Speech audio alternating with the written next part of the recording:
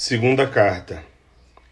Supus, Senhor, na minha carta precedente, que cometi, de fato, os erros contra a fé de que me acusam e mostrei que esses erros, não sendo perniciosos à sociedade, não eram possíveis de punição ante a justiça humana.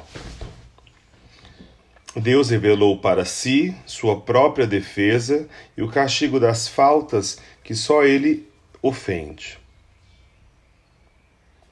É um sacrifício homens se fazerem de vingadores da divindade, como se sua proteção lhe fosse necessária. Os magistrados, os reis, não têm nenhuma autoridade sobre as almas. E desde que se seja fiel às leis da sociedade neste mundo, não compete a eles se imiscuírem no que nos acontecerá no outro, sobre o qual não tem qualquer jurisdição. Se perdêssemos esse princípio de vista, as leis feitas para a felicidade do gênero humano logo seriam seu tormento e, sob sua terrível inquisição, os homens, julgados por sua fé, mais do que por suas obras, estariam todos à mercê de quem quer que quisesse oprimi-los. Se as leis não têm nenhuma autoridade sobre as opiniões dos homens, no que toca unicamente à religião, muito menos terão nessa parte dos escritos nas quais se manifestam essas opiniões. Se os autores desses escritos são passíveis de punição, jamais será exatamente por ter ensinado o erro, pois nem a lei, nem seus ministros não julgam o que for precisamente apenas um erro, o que for precisamente um erro. O autor das cartas escritas do campo parece estar de acordo com esse princípio. Talvez, mesmo concordando que a política e a filosofia poderão sustentar a liberdade de tudo escrever, isso seria ir longe demais. Não é isso que quero examinar aqui. Mas eis como esses senhores, e ele distorceram as coisas para autorizar o julgamento feito contra os meus livros e contra mim. Julgaram-me menos como cristão do que como cidadão. Veem-me menos como ímpio em relação a Deus do que como rebelde ante as leis. Veem menos em mim o pecado do que o crime, menos a heresia do que a desobediência. Ataquei, segundo eles, a religião do Estado. Portanto, incorria na pena atribuída pela lei contra aqueles que a atacam. Eis, acredito eu, o sentimento do que disseram de inteligível para justificar seu procedimento. Só vejo nisso três pequenas dificuldades. Primeiro, saber qual é essa religião do Estado. Segundo, mostrar como eu a ataquei. Terceiro, encontrar essa lei segundo a qual fui julgado. O que é religião do Estado? É a Santa Reforma Evangélica. Eis, sem dúvida, palavras bem sonoras. Mas o que é em Genebra a Santa Reforma Evangélica? Por acaso sabeis, Senhor? Nesse caso, vos felicito. Quanto a mim, ignoro-o. Até agora acreditei sabê-lo, mas enganei-me tanto quanto muitos outros, mais sábios do que eu, sobre qualquer outra questão, mas não menos ignorantes sobre esta. Quando os reformadores se separaram da Igreja Romana, acusaram-na de erro e, corrigi-lo na sua fonte, deram à Escritura um outro sentido, diferente daquele da igreja que lhe dava. Perguntaram-lhe, com que autoridade assim se separavam da doutrina recebida? Disseram que foi por sua própria autoridade, a de sua razão. Disseram que o sentido da Bíblia, sendo inteligível e claro para todos os homens no que diziam respeito à salvação, Cada um era juiz competente da doutrina e poderia interpretar a Bíblia, que é a sua regra, segundo o seu espírito particular, que todos se poriam, assim, de acordo sobre as coisas essenciais, e aquelas sobre as coisas as quais não pudessem concordar, absolutamente não o fariam. Eis, portanto, o espírito particular estabelecido como único intérprete da Escritura. Eis a autoridade da Igreja rejeitada. Eis cada um para a doutrina, posto sobre sua própria jurisdição. Tais são os dois pontos fundamentais da reforma: reconhecer a Bíblia como regra de sua crença e não admitir outro intérprete do sentido da Bíblia além de si mesmo. A combinação desses dois pontos constitui o princípio pelo qual os cristãos reformados se separaram da Igreja Romana. E eles não podiam fazer menos sem sair em contradição, pois que autoridade de interpretação teriam eles podido se reservar depois de terem rejeitado o corpo da igreja? A do corpo da igreja? Mas dir-se-á, como os reformados puderam se pôr de acordo com a relação a tal princípio? Como querendo cada um deles ter sua maneira de pensar, reformaram um só corpo contra a Igreja Católica? Devem ter feito assim. Puseram-se de acordo que todos reconheciam cada um deles como juiz competente para si mesmo. Toleravam e deviam tolerar todas as interpretações, menos uma, a saber, a que tira a liberdade das interpretações. Ora, essa única interpretação que eles rejeitavam era a dos católicos. Deviam, então, estar de acordo para proscrever apenas Roma, que igualmente os proscreveu a todos. A própria diversidade de suas maneiras de pensar sobre todo o resto era o elo comum que os unia. Eram como pequenos estados coligados contra uma grande potência e cuja confederação geral nada tirava da independência de cada um. Eis como a reforma evangélica se estabeleceu, e eis como ela deve se conservar. É bem verdade que a doutrina da maioria possa ser proposta a todos como a mais provável ou a mais autorizada. O soberano pode mesmo chegar a redigi-la numa fórmula e prescrevê-la apenas que ele encarrega de ensinar, pois é necessário alguma ordem, alguma regra nos ensinamentos públicos e, no fundo, isso não perturba a liberdade de ninguém, já que ninguém é obrigado a ensinar contra a sua vontade. Mas não decorre daí os particulares estejam obrigados a admitir precisamente essas interpretações que lhes são dadas e essa doutrina que lhes é ensinada. Cada um permanece um único juiz para si mesmo e nisso não reconhece outra autoridade além da sua. As boas instruções devem menos fixar a escolha que devemos fazer do que nos pôr em condição de bem escolher.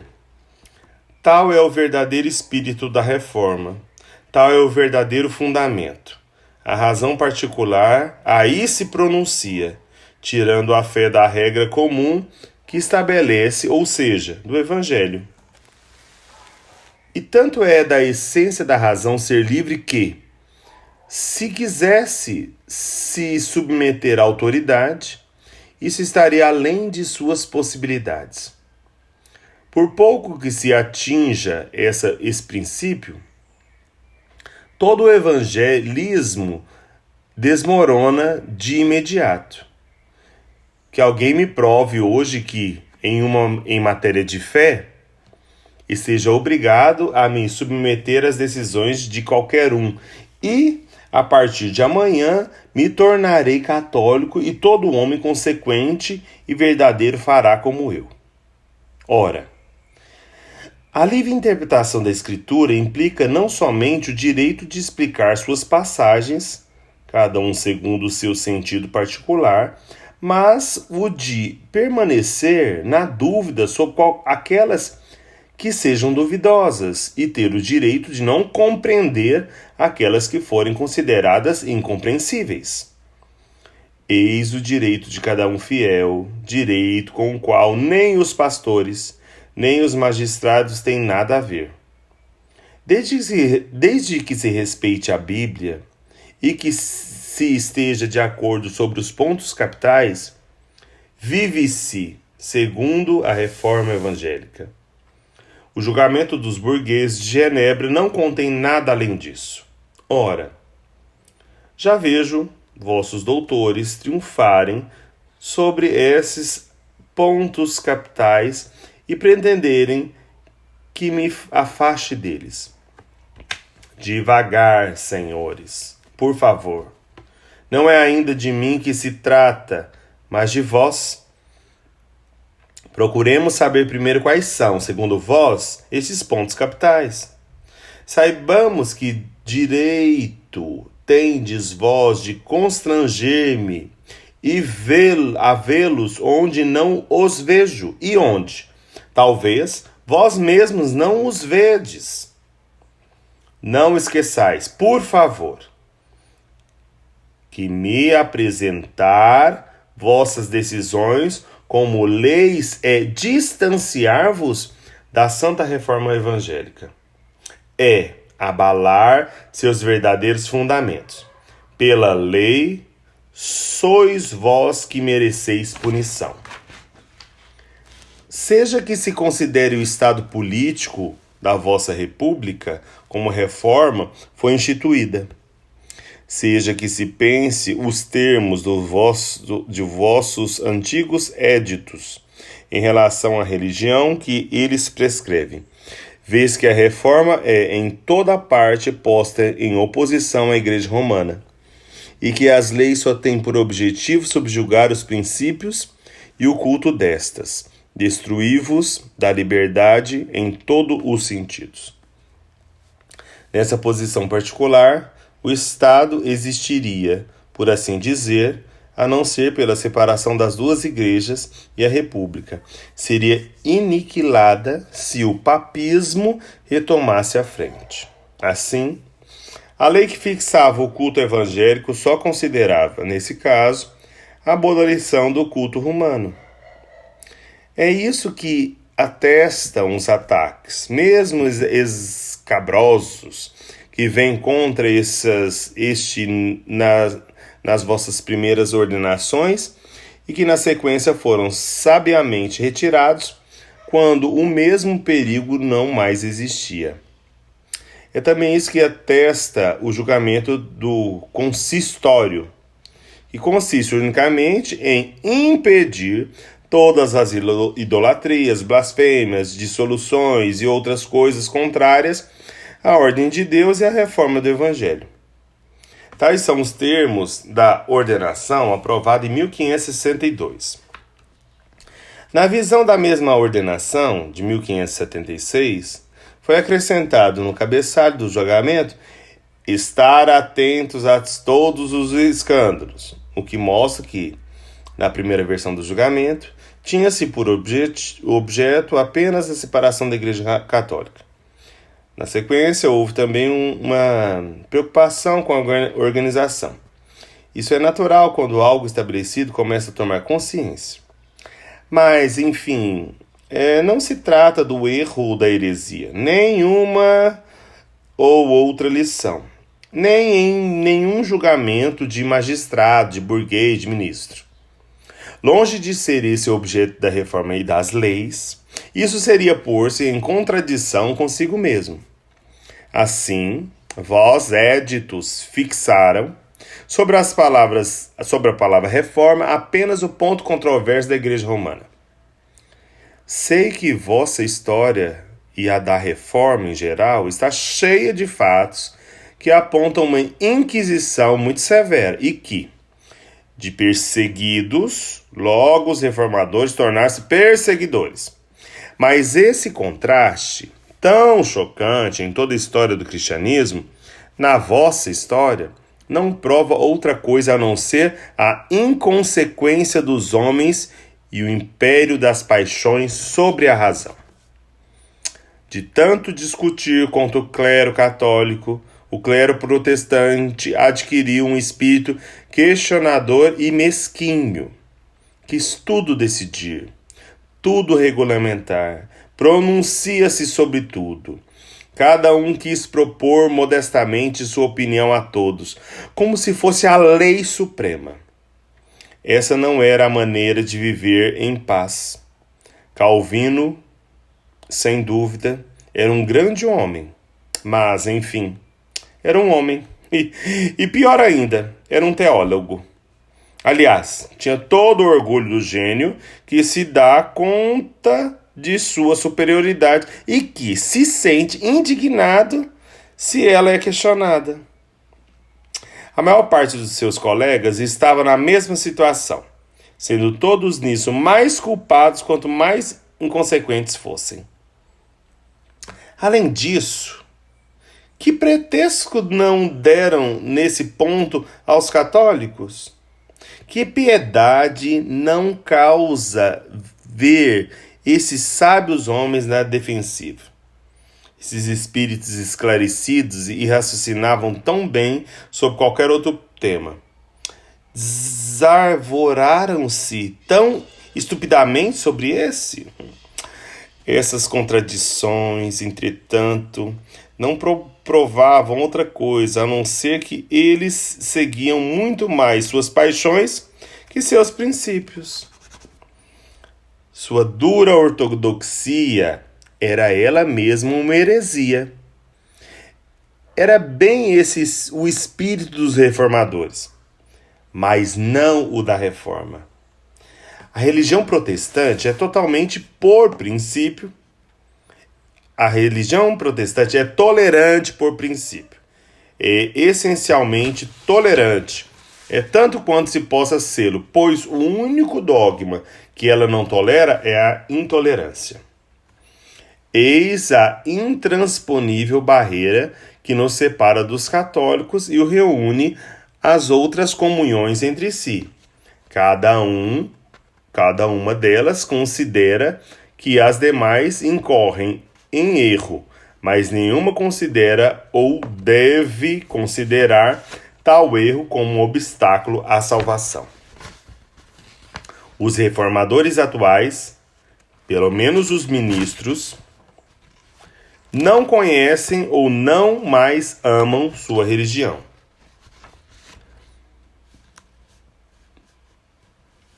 Se a tivessem conhecido ou amado, quando a publicação de meu livro, teriam em uníssono lançado um grito de alegria. Teriam todos se unido comigo, posto que eu só atacava seus adversários. Mas preferem abandonar sua própria causa que apoiar a minha. Com seu tom ironicamente arrogante, com sua raiva repleta de chicana e de intolerância, não sabem mais o que creem, nem o que querem, nem o que dizem. Só os vejo como maus servidores dos padres, que se servem menos por amor a eles do que por ódio a mim. Após muito brigarem, ruidosamente terem discutido, tergiversado, falado até o esgotamento, completamente tomados por seu pífio triunfo, o clero romano, que por ora ri e deixa-os agir, virá expulsá-los com argumentos ad hominem, sem réplica, e, atacando-os com suas próprias armas, lhe diria: parem por aqui, a partir de agora, fora intrusos nem nefandos. Vocês só fizeram nosso jogo. Volto ao meu tema. Logo, a Igreja de Genebra não tem e não deve ter, enquanto reformada, nenhuma profissão de fé precisa, articulada e comum a todos os seus membros. Se quiséssemos ter uma, por isso mesmo, feriríamos a liberdade evangélica, renunciaríamos o princípio da reforma, violaríamos a lei do Estado.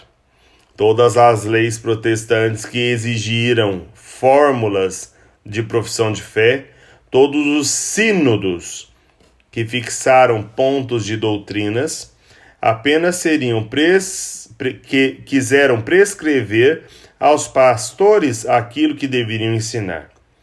Isso era bom e foi conveniente. Mas se essas igrejas e sínodos pretenderam ir além com tais fórmulas e prescrever aos fiéis o que deveriam crer, com tais decisões, essas assembleias não provariam outra coisa senão que ignoravam sua própria religião.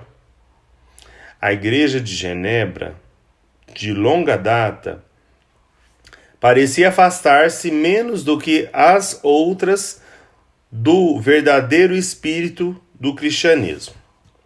E foi sobre essa enganosa aparência que honrei seus pastores com elogios dos quais o julguei dignos. Pois minha intenção, certamente, não era enganar o público. Mas hoje, quem pode ver esse mesmo ministro, outrora tão flexível, repentinamente tornados tão rígidos, chicanear sobre a ortodoxia de um leigo e deixar a sua em uma tão escandalosa incerteza? Perguntando se Jesus Cristo é Deus, não ousam responder. Perguntados quais mistérios admitem, não ousam responder. Sobre o que, então, responderão eles? E quais serão os artigos fundamentais, diferentes dos meus, sobre os quais querem que se decida, se aqueles não estão ali incluídos? Um filósofo, ao dirigir-lhe rapidamente o olhar, penetra-os, percebe que são arianos, socinianos. Pensa honrá-los ao dizer-lhes isso, mas não vê que assim expõe seus interesses temporais. A única coisa que geralmente, aqui neste mundo, decide sobre a fé dos homens. Tão logo alarmados, amedrontados, reúnem-se, discutem, agitam-se, não sabem qual santo se devotar. E depois de insistentes consultas, deliberações, conferências, assembleias, chegam a uma conclusão disparada, na qual não se diz nem sim, nem não, e da qual também é pouco provável que alguma coisa se compreenda, tanto quanto das duas defesas de Rabelais. A doutrina ortodoxa não é suficientemente clara e não está em boas mãos? Entretanto, porque um dentre eles, ao compilar muitos gracejos escolásticos, tão leves quanto elegantes para julgar meu cristianismo, não tem abjurar o seu? Seduzidos pelo saber de seu colega, sobretudo pela sua lógica, ratificaram sua douta obra e agradecem-lhe por ela, oferecendo-lhe um cargo. Em verdade, são pessoas singulares esses senhores, vossos ministros. Não sabe o que eles creem nem no que não creem.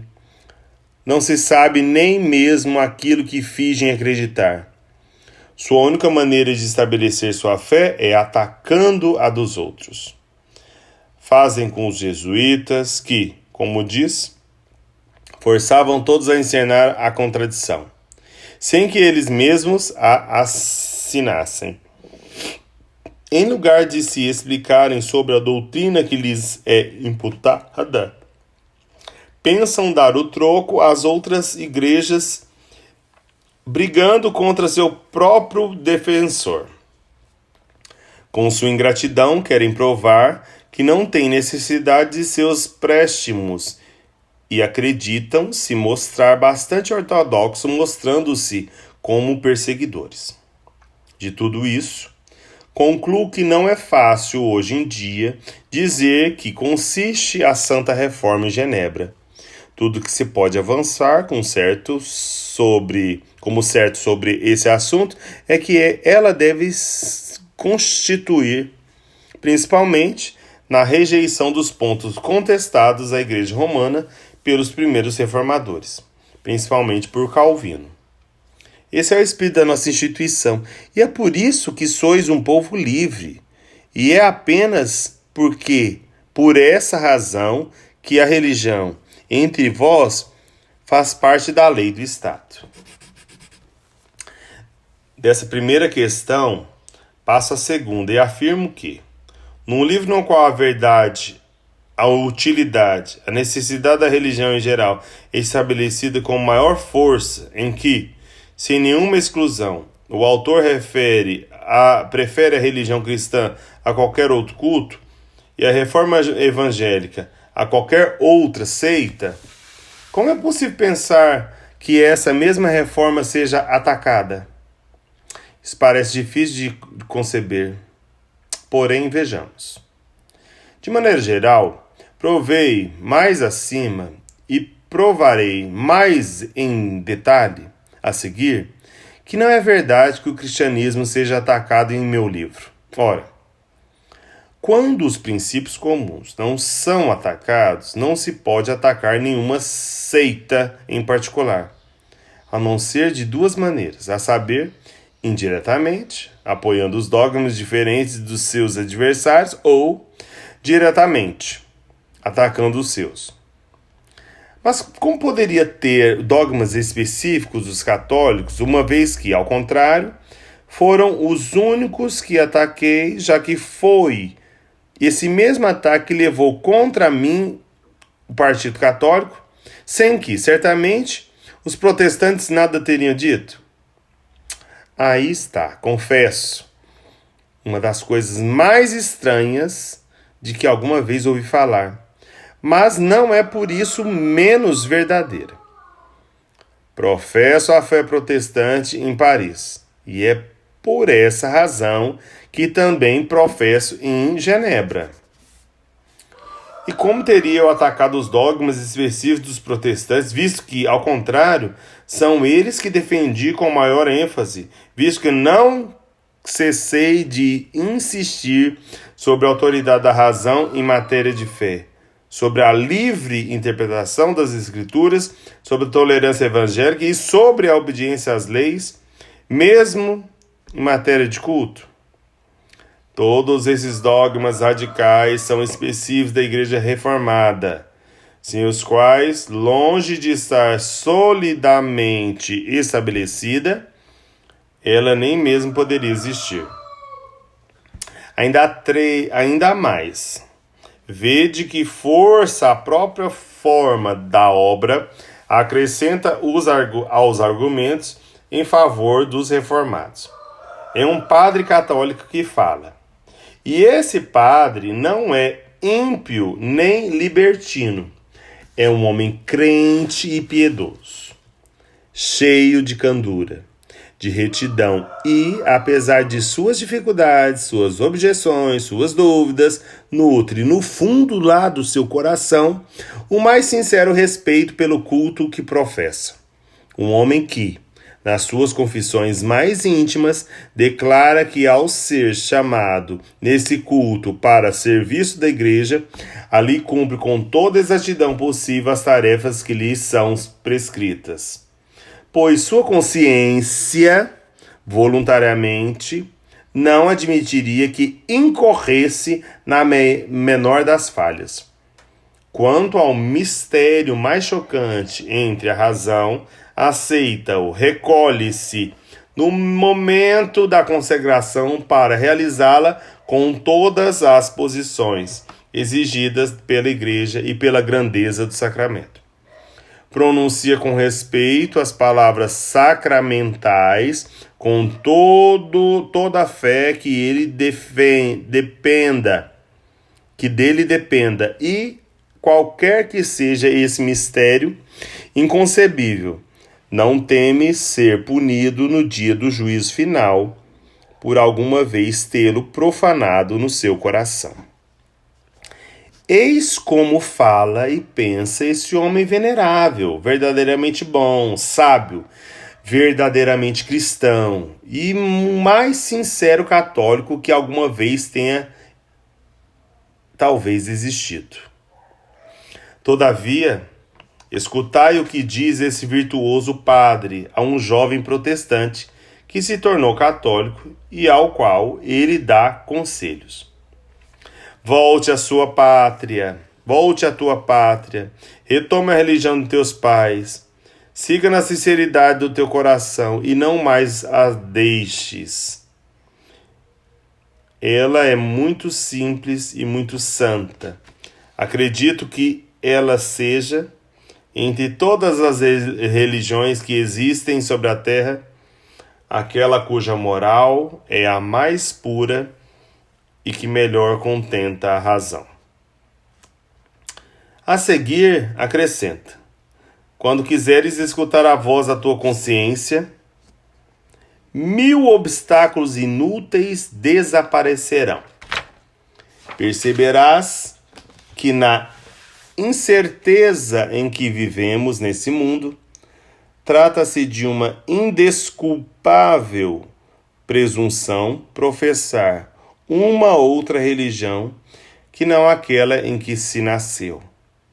Há uma falsidade não praticar sinceramente aquela que se professa. Se nos desgarrarmos, não teremos uma grande desculpa no tribunal do juízo soberano.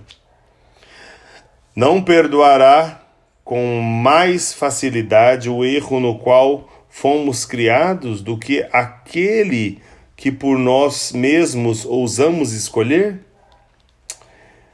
Em algumas páginas anteriores ele afirma: se houvesse protestantes em minha vizinhança ou em minha própria paróquia, absolutamente não os distinguiria dos meus paroquianos naquilo que diz respeito à caridade cristã.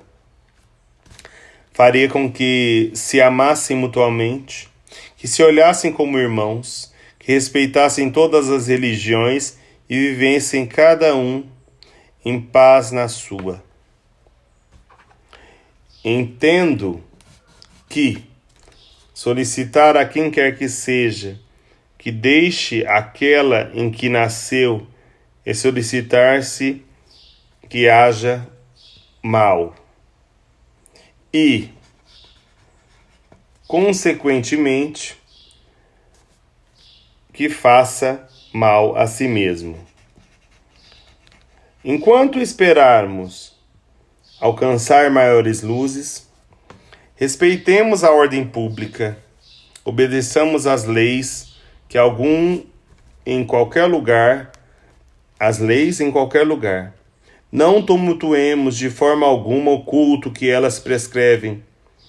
Não levemos os cidadãos à desobediência, pois absolutamente não sabemos se é um bem para eles deixar suas opiniões por outros, mas certamente sabemos que é um mal desobedecer às leis.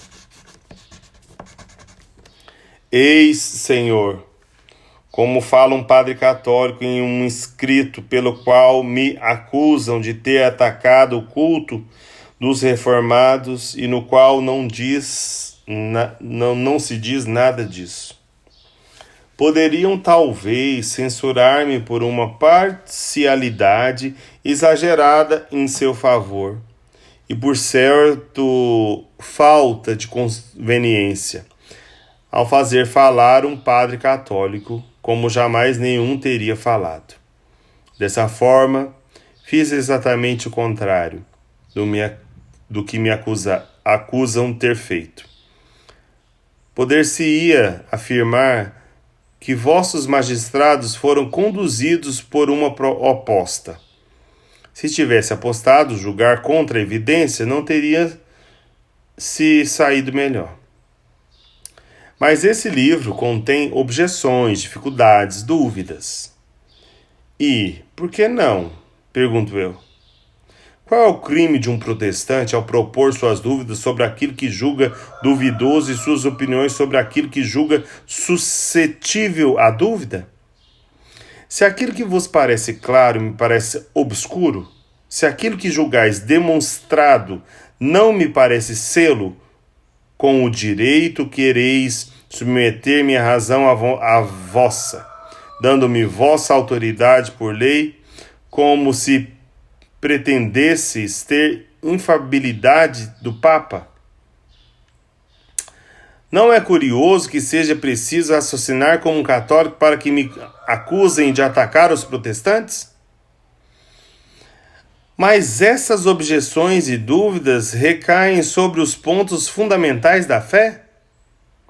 Sob a aparência dessa dúvida está reunido tudo aquilo que tenderia a solapar, abalar, destruir os princípios fundamentais da religião cristã?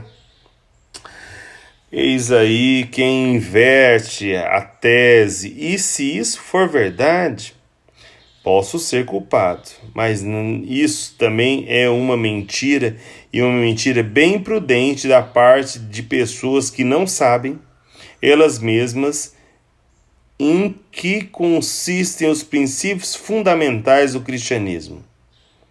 De minha parte, sei muito bem em que consistem os princípios fundamentais do meu, e não deixei de dizê-lo. Quase toda a profissão de fé de Júlia é afirmativa. Toda a primeira parte da profissão do vigário é afirmativa. A metade da segunda parte é ainda afirmativa. Também uma parte do capítulo sobre a religião civil é afirmativa. Assim como a carta ao Senhor a serviço de país é afirmativa. Ei, Senhor, meus artigos fundamentais, vejamos agora os vossos. Esses senhores são ardilosos, estabelecem um método de discussão mais novo e mais cômodo para perseguidores. De forma habilidosa, deixam incertos e vagos todos os princípios da doutrina, mas se um autor tem a infelicidade de desagradá-los, vão vasculhar em seus livros quais podem ser suas opiniões. Quando acreditam tê-las bem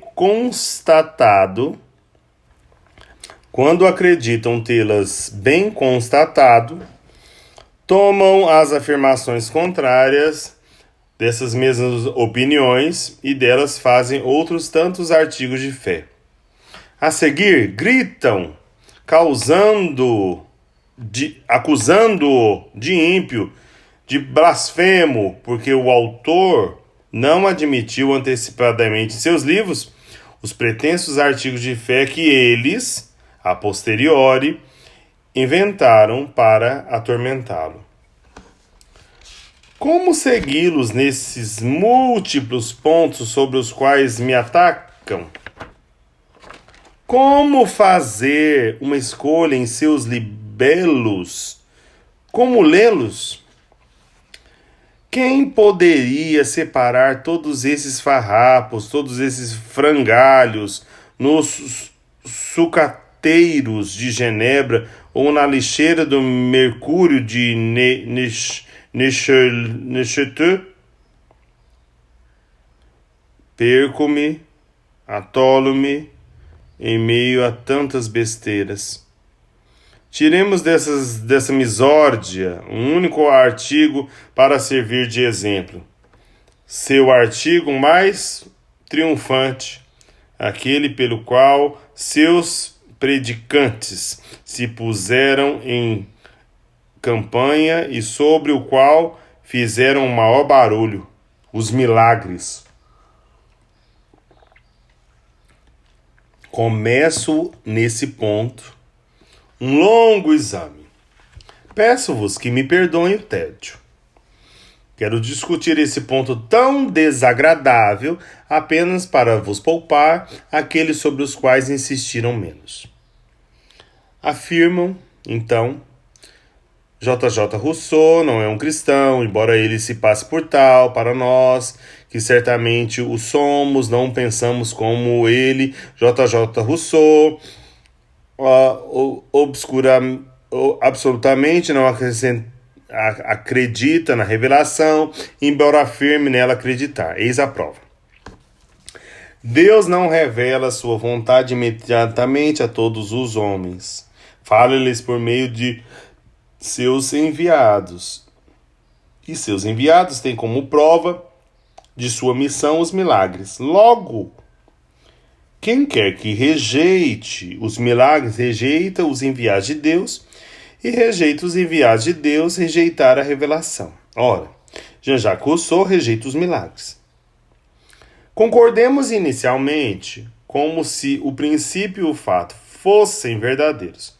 Logo voltaremos a esse ponto. Isso posto, o raciocínio precedente só tem um erro. É o que causa diretamente aqueles que dele se servem. É muito bom para os católicos, mas muito ruim para os protestantes. Agora é a minha vez de prová-lo. Certamente pensareis que, com frequência, me repito. Mas o que importa? Quando uma mesma proposição me é necessária para perguntar tão diretamente, não tão diferentes, devo evitar retomá-la. Essa seria uma afetação pueril. Não se trata de variável, trata-se da verdade, de raciocínios justos e conclusivos. Que o resto fique do lado e só isso seja considerado. Quando os princípios reformadores começam a se fazer ouvir, a Igreja Universal estava em paz. Todas as opiniões eram unânimes. Não havia um dogma essencial debatido entre os cristãos. Nesse estado de tranquilidade, repetidamente, 2 ou 3 homens elevavam suas vozes e gritavam por toda a Europa: cristãos, ficais atentos, estáis sendo enganados, desviados, estáis sendo conduzidos ao caminho do inferno. O Papa é o anticristo, servidor de Satanás. Sua igreja é uma escola da mentira. Estareis perdidos se não nos ouvirdes. Esses primeiros clamores na Europa, estarrecida, permaneceu alguns momentos em silêncio, à espera do que aconteceria. Finalmente, o clero, saído da sua surpresa inicial e percebendo que esses recém-chegados formavam sectários, como sempre ocorre com todo homem de dogmatismo, como sempre ocorre com todo homem que dogmatiza, compreendeu que era preciso entender-se com eles. Começou a perguntar-lhes: a quem atingiam com todo esse barulho? Responderam orgulhosamente que eram os apóstolos da verdade, chamados a reformar a igreja e a retirar os fiéis da via da perdição a qual tinham sido conduzidos pelos padres.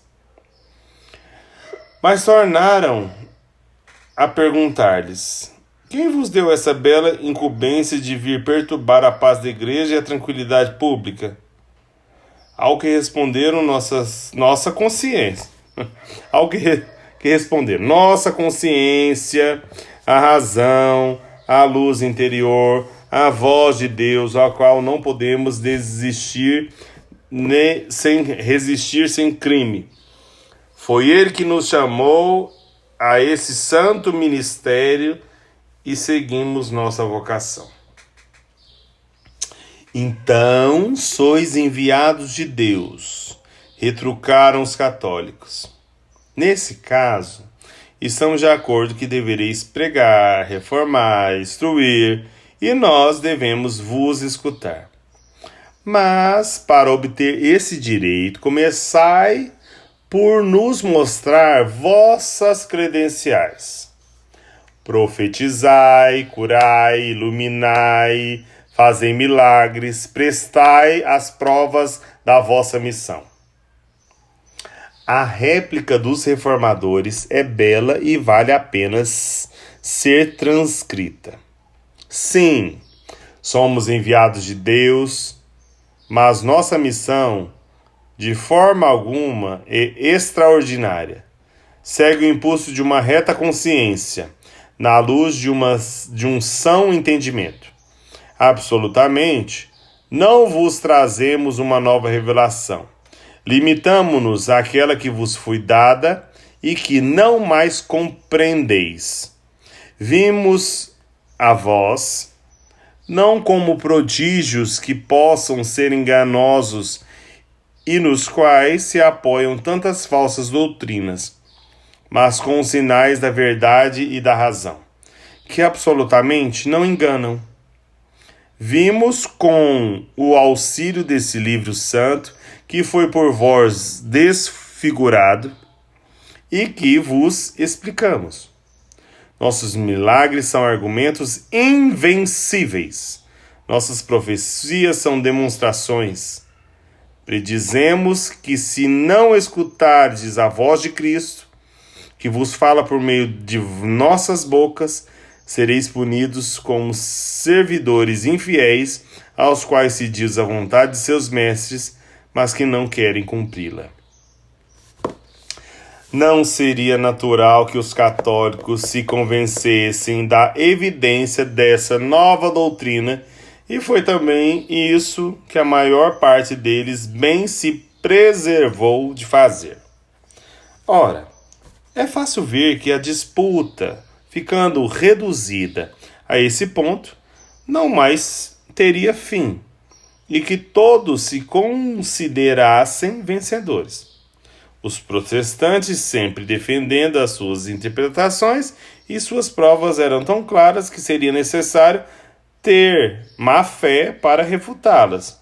E os católicos, por sua vez, entendendo que os argumentos menores de alguns particulares, menos sem réplica, não deveriam levar a melhor sobre a autoridade de toda a igreja, que, diferentemente deles, desde sempre havia decidido os pontos debatidos. Tal foi o estágio em que ficou a querela. Não se interrompeu a disputa sobre a força das provas, disputa que nunca terá fim, enquanto todos os homens não tiverem a mesma cabeça. Mas não era disso que se tratava para os católicos. Eles deram troco. E se em lugar de se divertirem em chicanar as provas de seus adversários, tiveram se atido a disputar com eles o direito de provar, teriam, parece-me, conseguido embaraçá-los. Primeiramente, teriam dito: vossa maneira de raciocinar é apenas uma petição de princípios. Pois, se a força de vossas provas é o sinal de vossa missão, segue-se daí, para aqueles aos quais elas não convencem, que vossa missão é falsa e que, assim, nós poderemos, legitimamente, tal como somos, punir-vos por heréticos, como falsos apóstolos, como perturbadores da igreja e do gênero humano. Não pregais novas doutrinas, dizei. Então, o que fazeis nos pregando vossas novas explicações? Dar um novo sentido às palavras da Escritura não é estabelecer uma nova doutrina? Não é fazer Deus falar diretamente do que o fez? Não são sons, mas os sentidos das palavras que são revelados. Mudar esses sentidos reconhecidos e fixados pela igreja é mudar a revelação. Além do mais, vede como sois injustos. Concordais que são necessários milagres para autorizar uma missão divina. E, entretanto, vós, simplesmente particulares, como confessais, vindes nos falar como imposição e como os enviados de Deus. Reclamais autoridade de interpretar a Escritura segundo vossa fantasia e pretendeis nos tirar a mesma liberdade. Arrogais apenas a vós um direito que recusais a cada um de nós e a todos que constituímos a igreja. Logo, com que autoridade submeteis assim nossos julgamentos comuns ao vosso espírito particular? Que insuportável autossuficiência pretender ter sempre razão, ter razão sozinhos contra todo mundo, sem aceitar aqueles que não têm a mesma opinião que a vossa e que também pensam ter razão. As distinções com que vós nos tratais seriam no máximo toleráveis se simplesmente vossa opinião fosse dita e a ela vos restringíssemos. Mas não. Fazei-nos uma guerra aberta, assoprais o fogo por todos os lados. Resistir às vossas lições é ser rebelde, idólatra, digno do inferno. Absolutamente quereis convencer, inclusive constranger. Dogmatizais, pregais, censurais, anatematizais, excomungais, punis, condenais à morte. Exerceis a autoridade dos profetas e vos declarais apenas simples particulares. O quê? Vós, inovadores, baseados apenas em vossa opinião, apoiados por alguma centena de homens, queimais vossos adversários. E nós, com 15 séculos de antiguidade e com a voz de 100 milhões de homens, estamos errados em vos queimar? Não. Parai de falar, de agir como apóstolos e mostrai vossos títulos. Ou, quando formos os mais fortes, serem muitos justamente tratados como impostores. Vede, senhores, ante esse discurso, o que vossos reformadores teriam tido de sólido para responder? De minha parte, não vejo nada. Penso que seria reduzidos a se calar ou de fazer milagres. Triste recurso para os amigos de verdade. Do exposto, conclui que estabelecer a necessidade dos milagres como prova da missão dos enviados de Deus, que pregam uma nova doutrina, é destruir inteiramente a reforma. É fazer, para combater-me, aquilo que falsamente me acusam de ter feito. Senhor, não disse tudo que pretendia sobre esse assunto, mas o que me falta dizer não poderia ser cortado e será dito em uma longa carta. Já é hora de terminar essa.